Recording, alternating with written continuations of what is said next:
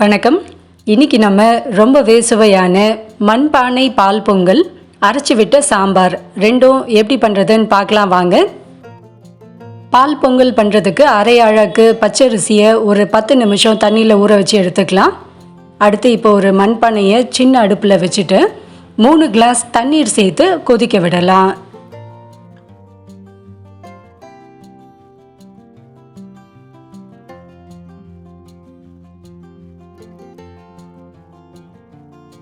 தண்ணி கொதிக்க ஆரம்பிச்சிடுச்சு. இப்போ இதில் பால் பொங்கலுக்கு தேவையான இந்த அளவுக்கு உப்பு சேர்த்துக்கலாம்.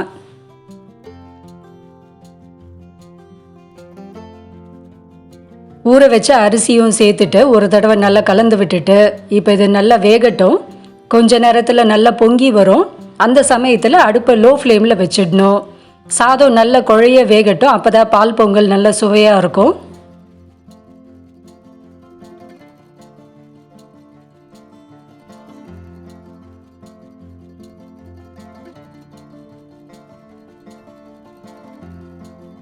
நல்லா குழைய வெந்துடுச்சு. இப்போ இந்த சமயத்தில் 1 கிளாஸ் பால் சேர்த்துக்கலாம்.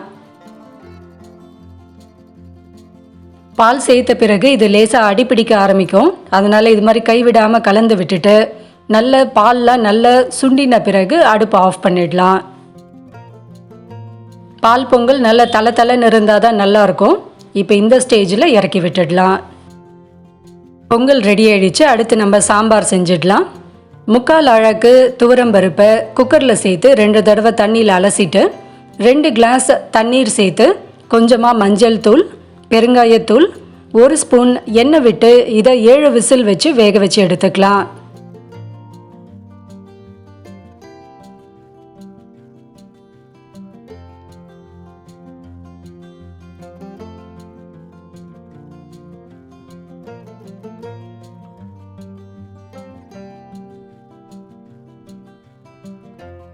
அரைச்சி விட்ட சாம்பார் பண்ணுறதுக்கு காய்கறிகள் பார்த்திங்கன்னா நான் அவரைக்காய், கோவக்காய், முருங்கைக்காய் 3 காய் எடுத்திருக்கேன்.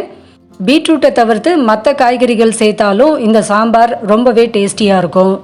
1 கைப்பிடி முருங்கை கீரை சேர்த்தா கூட ரொம்ப சுவையாக இருக்கும். அவரைக்காயில் இருக்க அந்த நாரெல்லாம் எடுத்துட்டு சின்ன சின்ன துண்டுகளாக கட் பண்ணி எடுத்துக்கலாம்.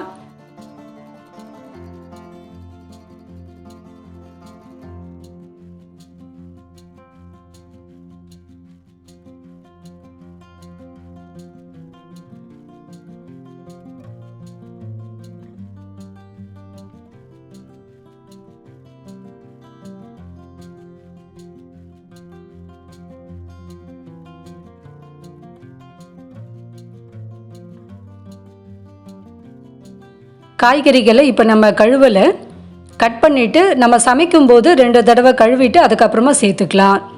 ஏன்னா ரொம்ப நேரம் நம்ம காய்கறிகளை தண்ணியில் போட்டு வச்சா கூட கசக்க ஆரம்பிக்கும். ஒரு லேசான சிறுங்கசப்பு மாதிரி இருக்கும். அடுத்து நம்ம சாம்பார் பொடி ரெடி பண்ணிடலாம். இப்போ நம்ம அரைக்க போகிற அளவுகள் பார்த்திங்கன்னா இந்த சாம்பார் வைக்கிறதுக்கு மட்டும்தான் கரெக்டாக இருக்கும். எக்ஸ்ட்ராவாக பொடி எதுவும் மீறாது. இப்போ ஒரு பேனில் 1/2 ஸ்பூன் தனியா, 1/2 ஸ்பூன் சீரகம், ஒரு 10 மிளகு, 1/2 ஸ்பூன் சோம்பு, 1 ஸ்பூன் கடலை பருப்பு, 3 காய்ந்த மிளகாய், 2 பத்தை தேங்காய், இது எல்லாத்தையும் லோ ஃப்ளேம்லேயே வச்சு நல்லா வறுத்து எடுத்துக்கலாம்.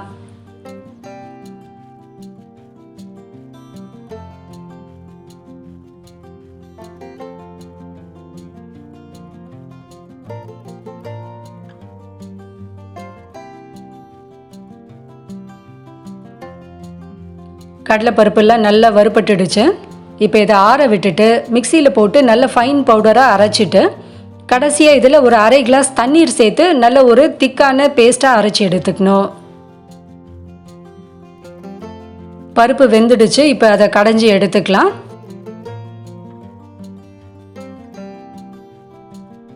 சாம்பார் தாளிக்கிறதுக்கு இப்போ ஒரு 3 ஸ்பூன் எண்ணெய் விட்டு கடுகு, உளுத்தம் பருப்பு போட்டு பொரிய விட்டுக்கணும்.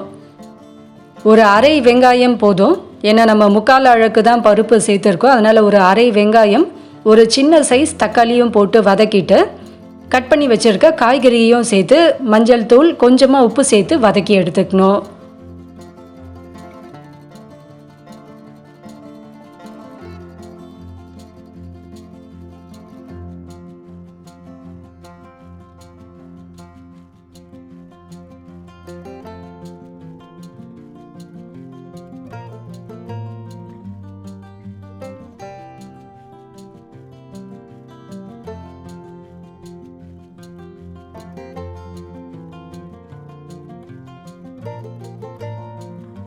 எப்போவுமே சாம்பாருக்கு வெங்காயம், தக்காளி, காய்கறிகள் இது எல்லாமே நல்லா வதங்கினாதான் நல்லா டேஸ்ட்டாக இருக்கும். அதே சமயத்தில் சீக்கிரமாக கெட்டு போகாது. இப்போ இது நல்லா வதங்கியாச்சு. நம்ம அரைச்சி வச்சுருக்க அந்த பொடி விழுதை இது கூட சேர்த்துக்கலாம். ஒரு அரை கிளாஸ் தண்ணீரும் சேர்த்துட்டு இப்போ அதை கலந்து விட்டுடலாம்.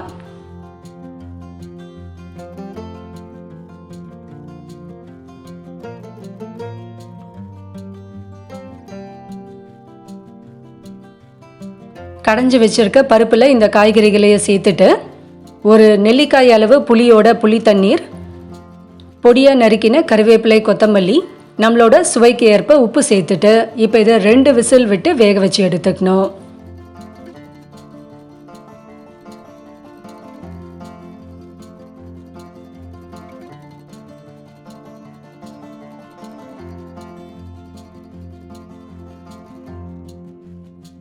நல்ல கமகமன்னு அரைச்சி விட்ட சாம்பார் ரெடி ஆயிடுச்சு. இப்போ இதை ஒரு பாத்திரத்தில் மாற்றி விட்டுடலாம்.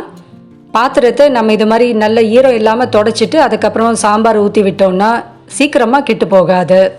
பால் பொங்கலோட இந்த அரைச்சி விட்ட சாம்பாரையும் சேர்த்து கொஞ்சமாக உருளைக்கிழங்கு வறுவலையும் வச்சு சாப்பிட்டு பாருங்கள். சும்மா தேவாமிர்தமாக இருக்கும்.